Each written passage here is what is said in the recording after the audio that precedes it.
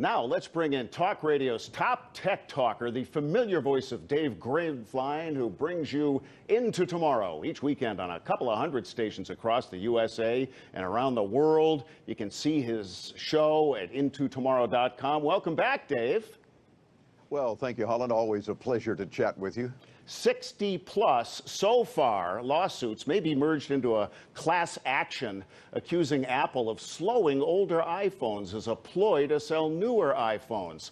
Apologizing, Apple explains that this was to cope for aging batteries, for which they now offer a $50 off replacement deal, which lures consumers into the dazzling Apple store where the newer iPhones are on display. Obsolescence planned? Do you smell a rat?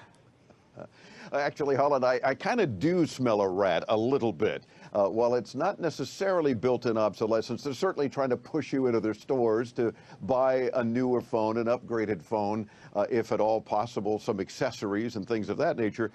But because Apple doesn't do anything that doesn't make them money, they are, in fact, ripping off their biggest fans in many cases. But the $29 battery replacement is a pretty good deal, but you don't have to go into an Apple store necessarily. If local laws require that they change it, it could be free. If it's under warranty, it's free. So if you still happen to have a phone that's under warranty and you want to get that battery replaced, no $29 charge. Just go into a store, the Genius Bar, and they'll take care of it for you. But I always do that with air quotes. I always have to. The other option, though, is a lot of third-party folks have begun doing these things for the same price or less in some cases to kind of lure you into business with them and not having to spend money with Apple. Aha. Now, each year when you and I cover the massive, mind-boggling Consumer Electronics Show, what we see there is all about making what we saw the previous year obsolete. Innovation rocks, but is this consumer electronics industry now counting on a throwaway culture to keep product moving? I wouldn't say throwaway, especially with any kind of tech, maybe hand-me-down. A lot of folks, of course, will upgrade whatever type of tech they may have and then give the older phone or the older TV or whatever the case to someone else in the family or a friend, or donate it to a church or association or something.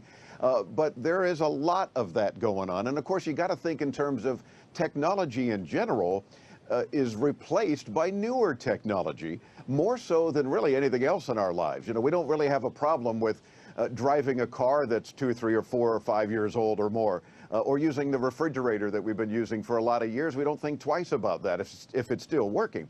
But walk in with an old smartphone that's, my gosh, 3 or 4 years old, and people think you live under a rock. So a lot of times it's a matter of our consumer behavior, thinking we just need to stay on top of things. And the consumer electronics industry is less about gadgets and more about software. At CES this year, they're talking about Uber and things that aren't things, correct? Oh, absolutely. In fact, that's why they even changed their name from the Consumer Electronics Association, the producers of this big show, to the Consumer Technology Association. They had to. They had Uber and Lyft and Amazon and people like that that don't make products. Well, Amazon does make, of course, some. But the fact is, it's not all about consumer electronics anymore. It's about tech in general. And yes, to your point, a whole lot of folks dealing with software and services and not equipment per se. Hey, I got 30 seconds, but you mentioned Amazon products. I'm reading that their HomePod smart speaker is bombing. Did Alexa's head start ensure that she will always be #1 in our homes and #1 in our hearts? Well, I don't know about your heart, but probably in your home, yes. Google Home is having a heck of a time, and they're a distant second, but they're big, and there's a lot of folks. I've got both. We got to play with them all. But then there's Samsung Bixby, and there's, of course, your Siri on your phone as well. Yeah. There are so many other smart speakers coming out. It's hurry up and wait. I'm sure she's not listening until I say her name either.